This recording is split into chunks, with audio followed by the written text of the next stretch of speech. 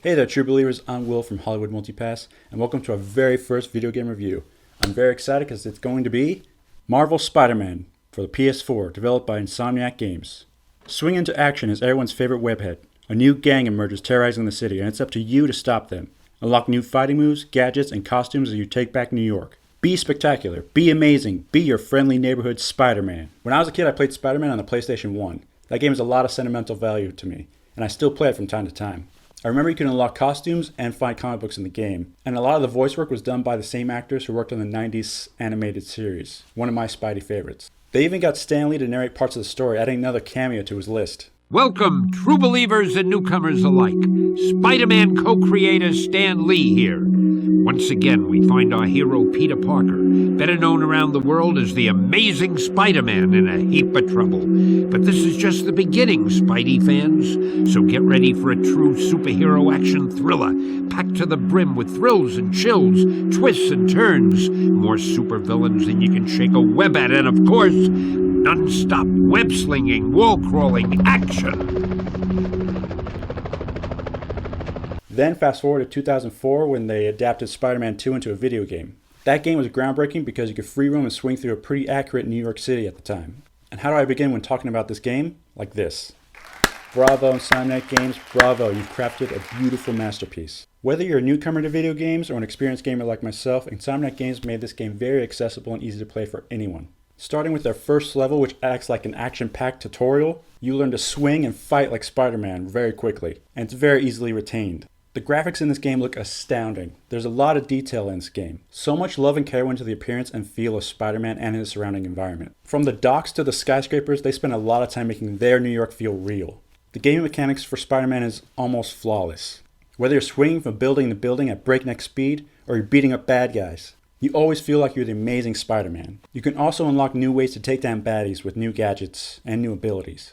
I will say that the battle system for this game and the stealth takedowns feel a lot like the Arkham games for Batman, which is not a bad thing. It just feels natural when you're taking down unsuspecting thugs from the shadows with your webs as Spider-Man. I had no problem whatsoever with them copying those mechanics for this game, just as long as it looks and feels right for the character and whatever game you're working on. And in this particular case, it totally does.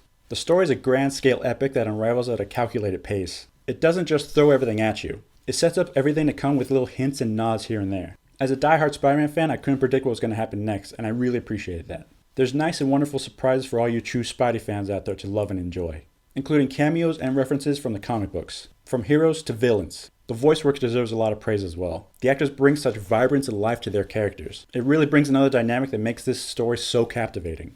Get more backup and lock down the airspace. Yuri, you okay? If he makes it out of that building, we're gonna lose him. I'm gonna go, Do your thing.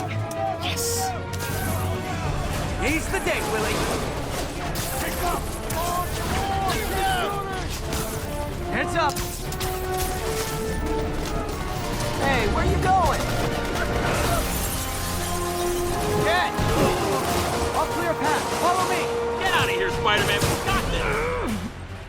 There are times in the game where the action and the environment is so crisp and clean that it feels like you're in a cinematic or a cutscene. And usually in those cutscenes and cinematics, the graphics are meant to look better.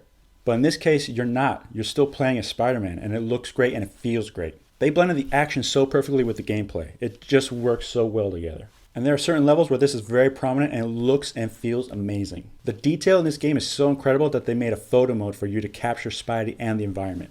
I have some examples here of some captures I made. You'll feel like Peter Parker in his Daily Bugle days in no time. There's so many features to really make your photo pop and look fantastic. You could change the angle of the camera, zoom in or out, change the filter, add a frame, and put stickers on your photo and make it look like a comic book, among other features. But that brings us to the only thing that I could really complain about in this game. And it's so minor it's practically nitpicking. But when you take a photo into this photo mode, you have to pause it at the exact moment you want Spidey in that pose. So let's say if you wanted to get a particular pose or a punch, you have to time it just right to get that picture. There is no rewind to go back to a previous pause or motion. I'm really hoping for the sequel that they give us like a 30-second interval where you can rewind and capture the exact moment for Spidey. Like I said, you have to capture it at the right moment, so it'd be nice to be able to rewind to capture exactly what you want. because he moves so fast in this game that it's really hard to pause at the exact moment you want him. There's no other rating to give this other than a buy. I definitely and highly recommend this game. Not only that, but I would say it's an essential game for the PS4. Just like Zelda is for Nintendo or Halo is for Xbox, this is a good reason to pick up a PS4, among other PS4 exclusives. When you pick this game up, I highly recommend this version of the game. It's the Game of the Year edition. When you pick it up, the two boxes look similar, so you will see this cover on every copy, I believe. But the only difference to make sure you get that DLC content is to look for the gold marking at the very top that says Game of the Year edition. Have you played Marvel Spider-Man? Did you love it as much as me? Leave a comment below, like the video, share, subscribe if you haven't already, and we'll talk to you guys later. In the words of Stan Lee, enough said. Rest in peace, Stan. See you guys later. Until next time, true believers, Excelsior!